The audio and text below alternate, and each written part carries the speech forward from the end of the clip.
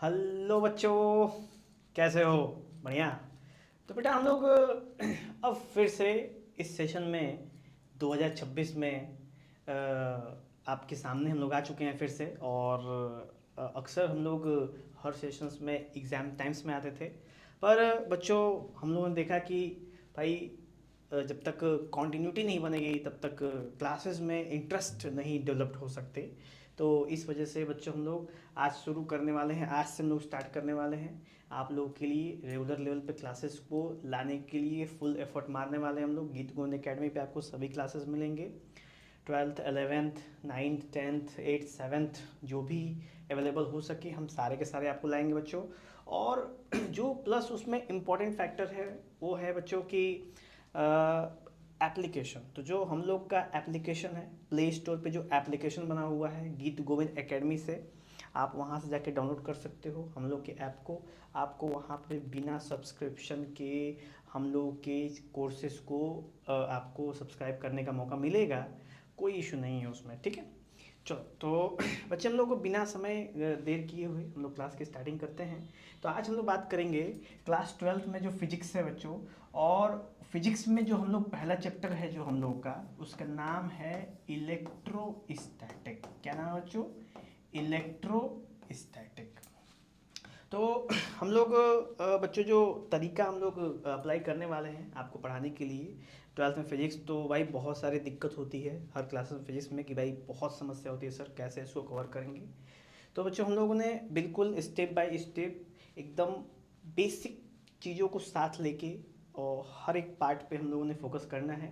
Video थोड़ा सा slow हो सकता है, ठीक है, थोड़ा सा आपको लगेगा कि स्लो चल रहा है बहुत, तो आपको करना क्या है बच्चों कि आप इसकी स्पीड 1.5 या 2x का भी उपयोग आप चाहो तो कर सकते हो, ठीक है। लेकिन हमारा काम है आपको हर एक बच्चे को बिल्कुल अच्छे से बेसिक में समझाना है, ठीक है। तो बच्चों हम लोग स्टार्ट करते हैं जो सबसे पहले। तो जो सबसे पहला हमारा टॉपिक आता है वो आता है इलेक्ट्रोस्टैटिक। और इलेक्ट्रोस्टैटिक में ये जो पोर्शन है इसको बोलते हैं इलेक्ट्रो, जिसको हम समझते हैं बच्चों चार्ज से समझ सकते हैं, ठीक है। और स्टैटिक जो पार्ट है हमारा दूसरा, वो है बच्चों स्टैटिक मतलब जिसको हम समझते हैं रेस्ट। तो 12th में जो फिजिक्स है बच्चों वो टोटली अगर थोड़ा सा एनालाइज करने की कोशिश करें हम लोग इस क्लास में, तो मैं थोड़ा सा आपका ध्यान दूसरी तरफ आकर्षित करना चाहूँगा कि जैसे कि क्लास 10th में जब आप लोग बच्चों 10th में जब आप लोग चैप्टर्स की पढ़ाई करते थे फिजिक्स में, ठीक है, तो वहाँ पे कुछ चैप्टर्स थे जैसे इलेक्ट्रिसिटी आप लोगों ने पढ़ाई की, उसके बाद मैग्नेटिज्म्स की पढ़ाई की, उसके बाद लाइट की पढ़ाई की आपने। तो जैसा कि 10th के बोर्ड्स को देख के ही आप 12th के बोर्ड्स में भी एंटर मारे हो आप लोगों ने बच्चों, ये तो हम लोगों को क्लियरिटी है। तो कुछ चीज़ें होंगी जो आप लोगों को मैं वहाँ से रिकॉल कराऊंगा और आप कहोगे कि वाह ये तो सही है, ठीक है। तो क्लास 10th में बच्चों जो इलेक्ट्रिसिटी चैप्टर था ना, उसका जो है 12th में 3 भागों में उसको हम लोग पढ़ते हैं। कितने में? 3। जिसमें सबसे पहला आप देख सकते हो बच्चों इलेक्ट्रोस्टैटिक, इलेक्ट्रोडायनेमिक और आपका इलेक्ट्रिक पोटेंशियल। तो ये टोटल 3 चैप्टर्स हैं। ऐसे बहुत सारे पब्लिशिंग्स में इनको कई सारे लोगों ने कंबाइन भी करा है, कुछ ने अलग करा है, तो पब्लिशर्स का अपना अपना श्रेय बनता है। हम लोगों ने भी इस 12th के अकॉर्डिंग इलेक्ट्रिसिटी को 3 भागों में डिस्ट्रीब्यूट करने की कोशिश की है, जिसको हम लोगों ने बारी बारी से एक एक करके हर एक पार्ट को डिटेल्स में पढ़ना है, ठीक है। तो जो हम लोग स्टार्टिंग करेंगे इलेक्ट्रोस्टैटिक की, अगर हम लोग थोड़ा सा ध्यान दें तो इलेक्ट्रोस्टैटिक है क्या बच्चों? तो electrostatic is a part of electricity, यानी इलेक्ट्रिसिटी का ही एक हिस्सा है इलेक्ट्रोस्टैटिक। तो इलेक्ट्रोस्टैटिक में जो इलेक्ट्रो शब्द है उसका मतलब होता है बच्चों चार्ज, और जो स्टैटिक शब्द है उसका मतलब होता है रेस्ट। तो अगर हम लोग बहुत ज़्यादा इस पर ध्यान देंगे तो हम ये समझेंगे कि यहाँ पे चार्ज नाम के पार्टिकल्स का, यानी कि चार्ज नाम के शब्द का वर्ड्स का उपयोग किया है, यहाँ पे रेस्ट का उपयोग किया है। तो आखिर सबसे पहला सवाल यही बनता है कि चार्ज क्या है। ठीक है, ये तो बनता है ना कि व्हाट इज चार्ज। तो चार्ज है बच्चों की, इसको बोलते हैं ना the intrinsic property of a matter, यानी किसी भी मैटर का वो सबसे छोटा भाग, सबसे छोटा भाग जो कि उस मैटर की पोलैरिटी को डिसाइड करता है कि उसके ऊपर पोलैरिटी क्या होगी, निगेटिव होगी कि पॉजिटिव होगी, इसी को हम लोग बोलते हैं बच्चों चार्ज। ठीक, तो ये है चार्ज। तो अगर आपसे कोई भी बच्चे पूछे चार्ज क्या है, तो आप बोलोगे sir ma'am the intrinsic property of a matter, ठीक है, which enables the object to behave its polarising property either positive और निगेटिव। ठीक, या फिर आपस में जो इलेक्ट्रोस्टैटिक फोर्स है उसकी स्टडी को भी हम लोग इलेक्ट्रो के स्टडी के चार्ज वाले सेक्शन में हम लोग समझते हैं। थोड़ा सा कॉम्प्लिकेशंस हो गया, इसको कॉम्प्लिकेशंस को हटाते हैं, हम लोग मेन मुद्दे पे चर्चा करते हैं। अगर आपसे कोई पूछे व्हाट इज चार्ज, तो सिंपल बोलने का है, बिना दिमाग पे जोर डाले कि charge is a intrinsic property of a matter, simple. यानी चार्ज सबसे छोटा हिस्सा है किसी भी मैटर का जो डिसाइड करता है कि पोलैरिटी क्या होगी उस ऑब्जेक्ट की। ठीक है, तो ये हो गया चार्ज। अब चार्ज को थोड़ा सा अंडरस्टैंड, जब डेफिनेशन समझा हम लोगों ने, तो चार्ज में बच्चों आता है चार्ज के टाइप्स। तो चार्ज के बच्चों दो टाइप्स होते हैं, ठीक है, एक होता है हमारा पॉजिटिव टाइप्स और दूसरा होता है हमारा निगेटिव टाइप्स। ठीक, तो दो तरह के चार्ज हो गए, एक पॉजिटिव और एक निगेटिव। तो पॉजिटिव क्या होता है, तो पॉजिटिव वो है जिसमें हमको प्लस का सिंबल मिलता है, और निगेटिव वो है जिसमें हमको माइनस का सिंबल देखने को मिलता है। और ये चार्ज के टाइप्स के सबसे बेसिक स्थिति में जो क्लासिफिकेशन हम करते हैं चार्ज को, वो हम लोगों ने जाना है।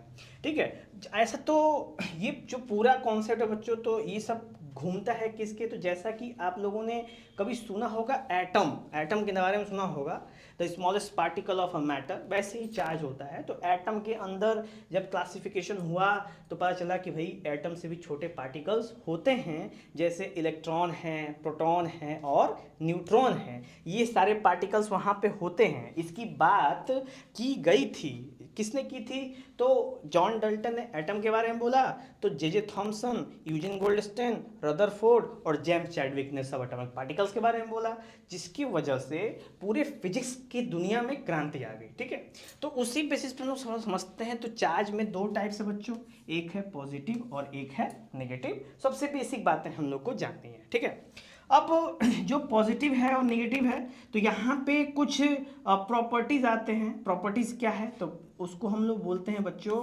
Basic properties. क्या बोलते हैं इसको, बेसिक प्रॉपर्टीज। यानी कि चार्ज की बेसिक प्रॉपर्टीज क्या है, तो चार्ज की बेसिक प्रॉपर्टी है, पहला है बच्चों एडिटिव इन नेचर। क्या है, एडिटिव इन नेचर। दूसरा क्या है, कंजर्वेटिव।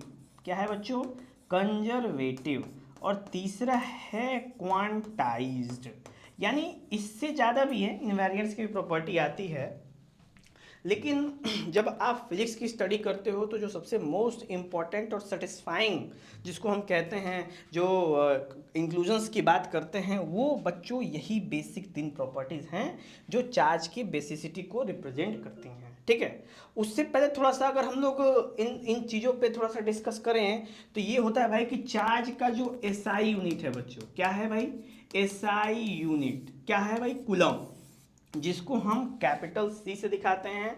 और कूलम नाम के साइंटिस्ट थे जिन्होंने इसके बारे में सबको बताया था, तो उन्हीं के नाम के इनिशियल्स का हम उपयोग करते हैं और हम जानते हैं कि चार्ज का एसआई यूनिट कूलम होता है। ठीक है, अब उसके बाद ये तो बेसिक चीज़ें थी। बाकी एक इलेक्ट्रॉन की अगर हम लोग बात करें कुछ कॉन्फ़िगरेशंस में, तो इलेक्ट्रॉन पे चार्ज कितना होता है बच्चों, 1.6 इंटू 10 का पावर माइनस 19 कूलम माइनस में, और प्रोटॉन पे चार्ज होता है 1.6 प्लस में इंटू 10 का पावर माइनस 19 कूलम। तो ये कुछ बेसिक चार्जेस हैं जिनकी चीज़ों को, जिनके बारे में आप लोग को जानना अति आवश्यक है। न्यूमेरिकल्स पर्पज़ में इसका उपयोग होता है इन वैल्यूज़ का, तो आप लोग बचपन से इनको देखते हुए आ रहे हो। ठीक है, बाकी जो बेसिक प्रॉपर्टीज़ की अगर हम लोग थोड़ी सी डिस्कस करें चार्ज में, बेसिक प्रॉपर्टीज, भाई बेसिक क्या है, तो पहला है एडिटिव इन नेचर। एडिटिव शब्द का मतलब क्या है, एडिशन। बचपन से सुनते आ रहे हो एडिशन क्या होता है। तो जो सिंपल एडिशन होता है भाई, सिंपल एकदम, 2 + 3 + 4 कितना हो गए, तो 3 2 5 और 4 9, तो इसको बोलते हैं सिंपल एडिशन। और सब्ट्रैक्शन को भी हम इसमें काउंट कर लेंगे। तो जो भी चार्जेस होते हैं वो हमेशा एडिटिव नेचर के होते हैं। इनको हम आपस में जोड़ घटा सकते हैं।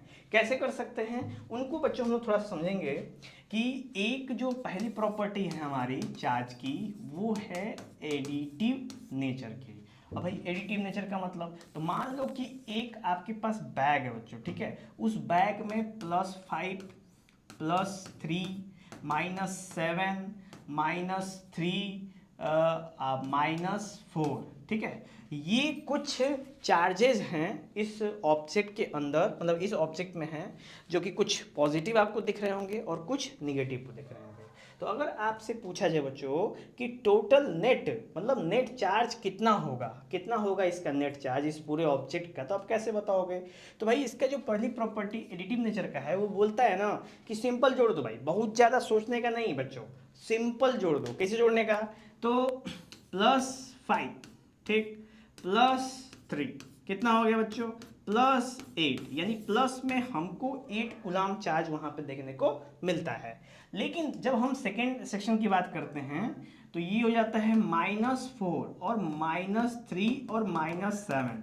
जब सबको ऐड करते हैं तो 4 3 7 और 7 14, यानी -14 कूलाम, 8 कूलम आपका प्लस में और -14 कूलम माइनस में। जब सबको आपस में हम ऐड करते हैं तो मिलता है बच्चों -6 कूलम, यानी इस ऑब्जेक्ट का जो नेचर है वो कैसा है, निगेटिव है। क्यों, क्योंकि इस ऑब्जेक्ट के ऊपर बच्चों निगेटिव चार्ज का दबदबा क्या है, ज़्यादा है। और आपको आंसर में भी दिख रहा होगा -6 कूलम हमको देखने को उसके ऊपर मिलता है। तो सिंपल सा पोर्शन है कि हम इसको कह सकते हैं ना कि भाई ये तो है, मतलब 6 कूलम रखता है तो इसका तो पूरा केस बनता है, ठीक। तो ये था बच्चों हम लोग का पहला कॉम्बिनेशन जिसको बोलते हैं एडिटिव नेचर।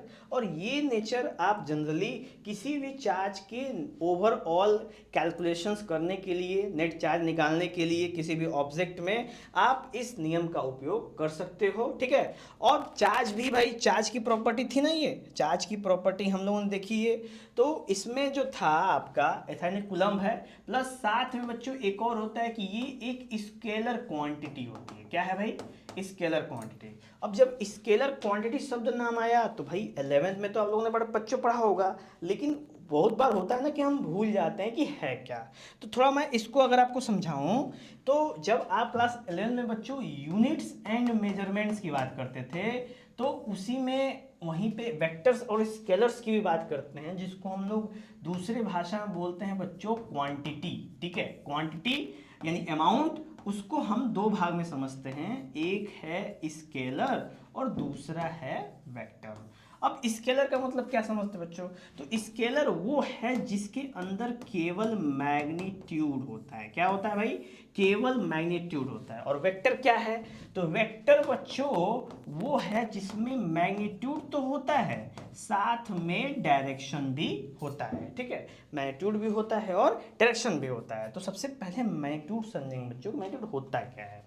तो मान लो जनरली सब लोग कभी ना कभी किराने दुकान पे गए हो, तो किराने दुकान पे जाके कहे भैया 5 किलो चीनी देना, तो भाई भैया ने 5 किलो चीनी दुकानदार ने तौला और आपको दे दिया। उसके बाद आप गए भैया 2 किलो तेल दे देना, 2 किलो तेल ले लिया। उसके बाद कहा भैया, गए कपड़े दुकान पे, कहा भैया 5 मीटर मार्किन दे देना, नहीं कपड़ा दे देना, तो 5 मीटर कपड़ा ले लिया आप लोगों ने।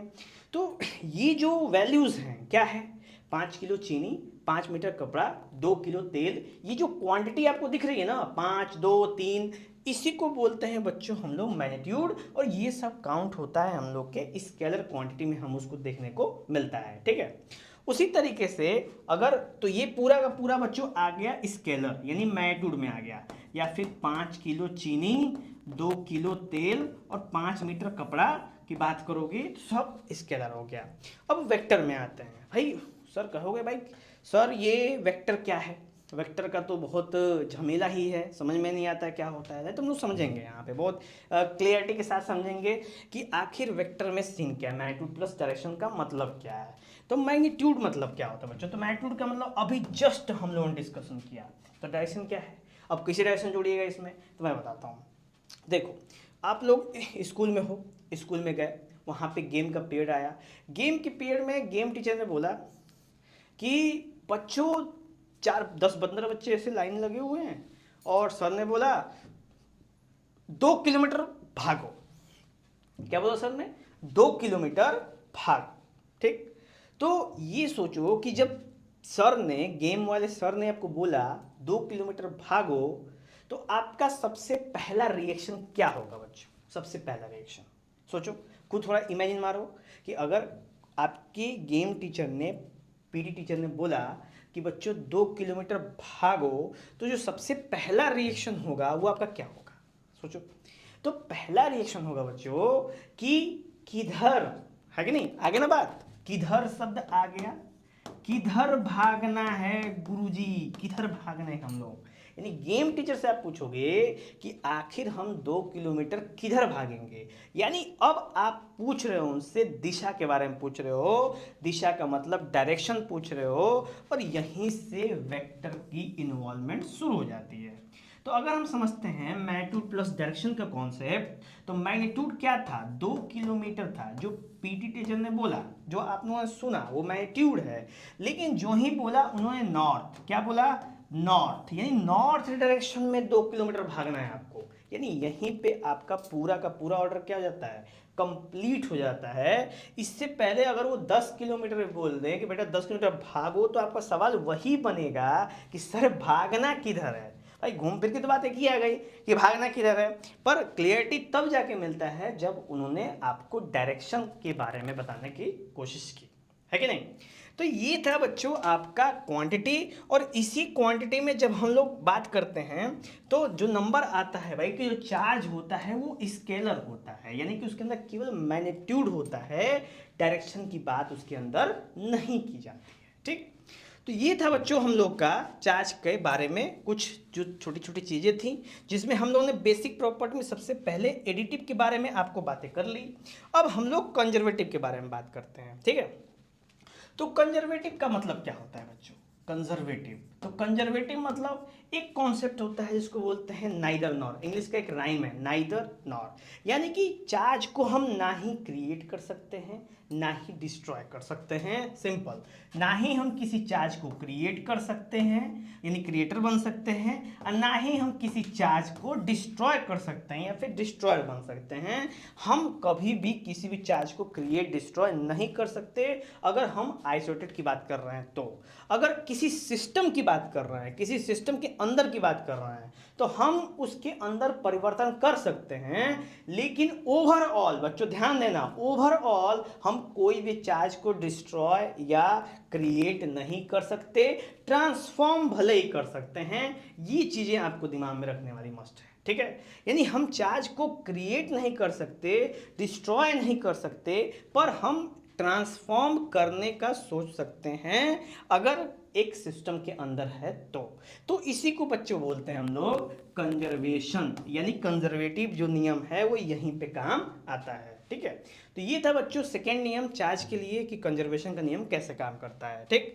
अब आता है बच्चों इसका तीसरा नियम जिसका नाम है क्वांटाइजेशन। क्या नाम है, क्वांटाइजेशन। अब इसका मतलब क्या होता है, तो इसका मतलब ये होता है बच्चों ना कि किसी भी कभी भी कोई भी ऑब्जेक्ट से जब इलेक्ट्रॉन का फ्लो होता है, भाई किसका फ्लो होता है, इलेक्ट्रॉन का फ्लो होता है, जिसको हम दूसरे भाषा में कह सकते हैं बच्चों चार्ज का फ्लो होता है। यानी किसी भी ऑब्जेक्ट में जब चार्ज का फ्लो होता है तो वो हमेशा इंटीग्रल मल्टीपल होता है। क्या होता है भाई, इंटीग्रल मल्टीपल, यानी इंटीग्रल मल्टीपल होता है किसका, इलेक्ट्रॉन का। अब थोड़ा समझने में थोड़ा सा दिक्कत हुई है, मैं समझता हूं, ठीक है, मैं इसको फिर से आपको रिपीट करता हूं। क्वांटाइजेशन का कॉन्सेप्ट क्या है, तो मान लो ये ऑब्जेक्ट है बच्चों, ठीक है, और इस ऑब्जेक्ट से भाई ऑब्जेक्ट, कोई भी ऑब्जेक्ट होता है उसके अंदर इलेक्ट्रॉन प्रोटॉन न्यूट्रॉन होते हैं, क्योंकि हर एक ऑब्जेक्ट बच्चों एटम से बना होता है। तो भाई इलेक्ट्रॉन होंगे इसमें, इलेक्ट्रॉन इस बॉडी में से निकलेंगे भी। जब निकलेंगे तो किस फॉर्म में निकलेंगे? तो वो जब भी निकलेंगे तो हमेशा इंटीग्रल मल्टीपल में निकलेंगे, यानी कि मल्टीपल ऑफ इलेक्ट्रॉन में निकलेंगे। जैसे 1e, 2e, 3e, 4e, 10 lakh ई, 20 लाख ई, यानी जब भी निकलेंगे तो इंटीग्रल मल्टीपल निकलेंगे।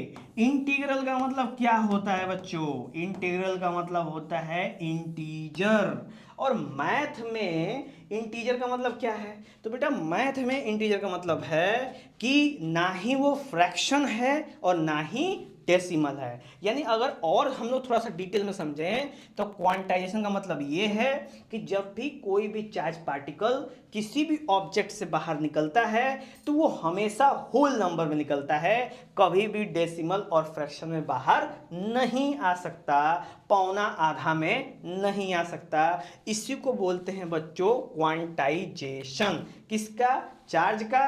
तो क्वांटाइजेशन ऑफ चार्ज को भी जानते हैं हम लोग बच्चों यहीं से। और इसी के लिए एक फॉर्मूला बना हुआ है जिसको हम समझते हैं Q is equal to plus minus बच्चों एनी।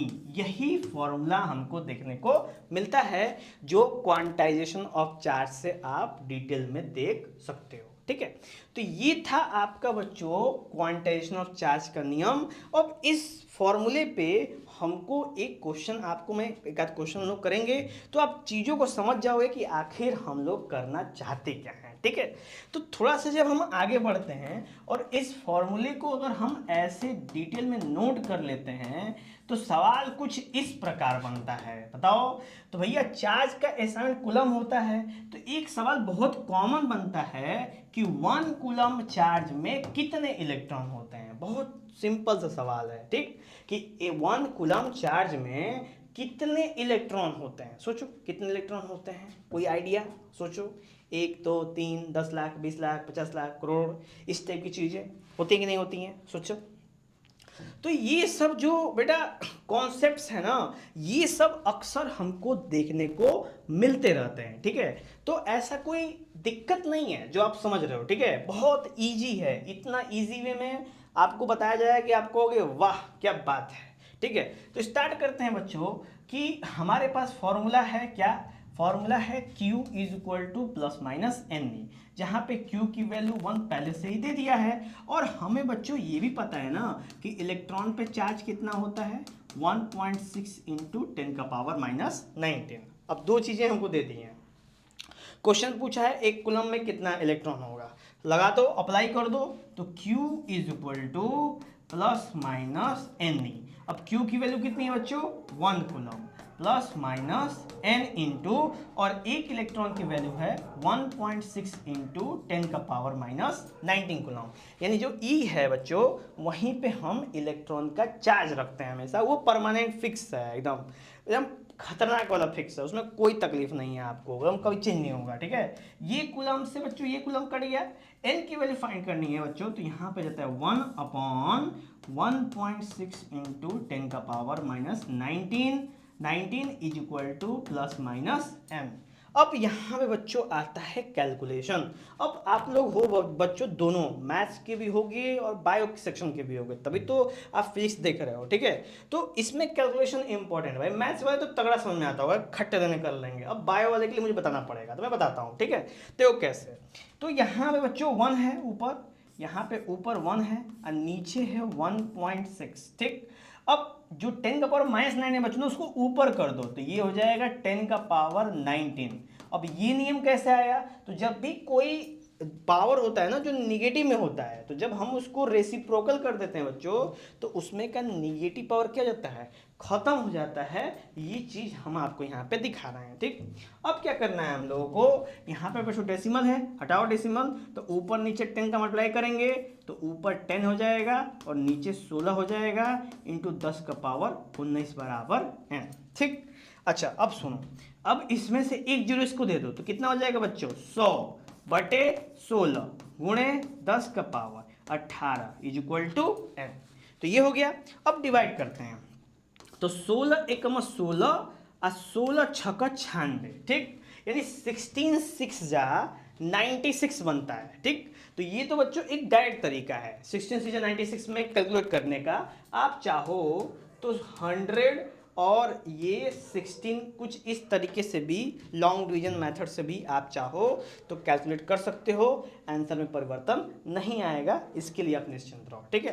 तो जब आप कैलकुलेट करते हो बच्चों तो क्या बनता है हम लोग का, तो यहाँ पे बनता है ना, सॉल्व करोगे तो बनेगा 16 6 जा 96, तो 96 4 बचा, तो यहाँ पर बच्चों डेसिमल लग जाएगा 40, 16 दूना 32 हो गया बच्चों, फिर 8 बचा, फिर 0 और 16 बचे 80, यानी हमारे पास बच्चों जो वैल्यू बचा इसका वो है 6.25 इंटू 10 का पावर 18 पार्टिकल्स, यानी इतने पार्टिकल्स बच्चों एक कूलाम चार्ज के अंदर देखने को मिलते हैं, ठीक।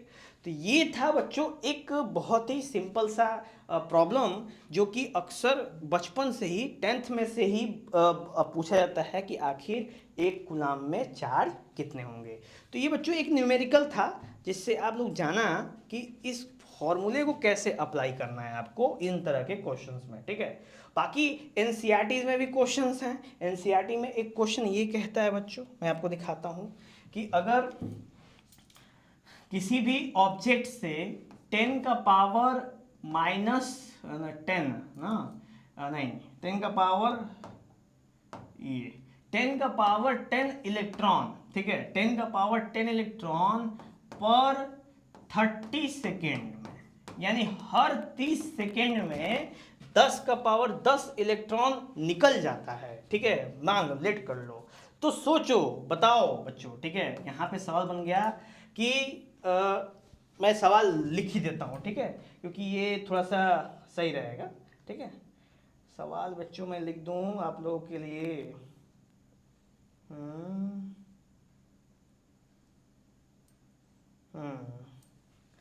ये बच्चों एनसीईआरटी का सवाल है, ठीक है। मैं आप लोग के लिए ये सवाल मेंशन कर देता हूँ, ठीक है, आप लोग को सॉल्व करना है, ठीक है। If a body gives out, यहाँ पे है if a body gives out, ठीक है, if a body gives out 10 का पावर 9 इलेक्ट्रॉन, 10 का पावर 9 इलेक्ट्रॉन एवरी सेकेंड, ठीक है, एवरी सेकेंड, यानी हर सेकेंड पे 10 का पावर 9 इलेक्ट्रॉन क्या कर रहा है, वो निकाल रहा है।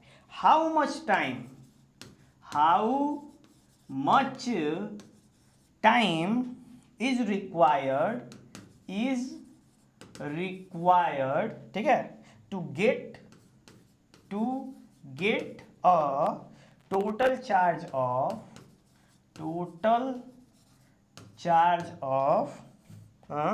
1 कूलाम फ्रॉम इट, ठीक है। तो बच्चों ये बनता है क्वेश्चन आपका, ये क्वेश्चन एनसीईआरटी का है, आपको इसको सॉल्व करना है और सॉल्व करके आपको हमको बताना है। कमेंट बॉक्स खुले रहेंगे, आप लोग बताएंगे। आज की क्लास यहीं पे हम लोग समाप्त करते हैं। कल इसके सॉल्यूशन के साथ हम लोग क्लास को आरंभ करेंगे और इलेक्ट्रोस्टैटिक के आगे के पोर्शन को क्लियर किया जाएगा। रेगुलर क्लासेस मिलते रहेंगे, ज्वाइन करें गीत गोविंद एकेडमी को बच्चों, और यहाँ पे फुल मस्ती के संग फिजिक्स में लोग पढ़ेंगे और जो भी आपके डाउट्स होंगे सब डाउट्स को क्लियर किया जाएगा, ठीक है। बाकी अपने सारे दोस्तों को शेयर करो, बताओ कि अब एकेडमी क्लासेस स्टार्ट हो चुकी हैं, सबको लग जाओ, ठीक है। हर क्लासेस 9 10 11 12 सभी क्लासेस, ठीक है। चलते बेटा, जय हिंद।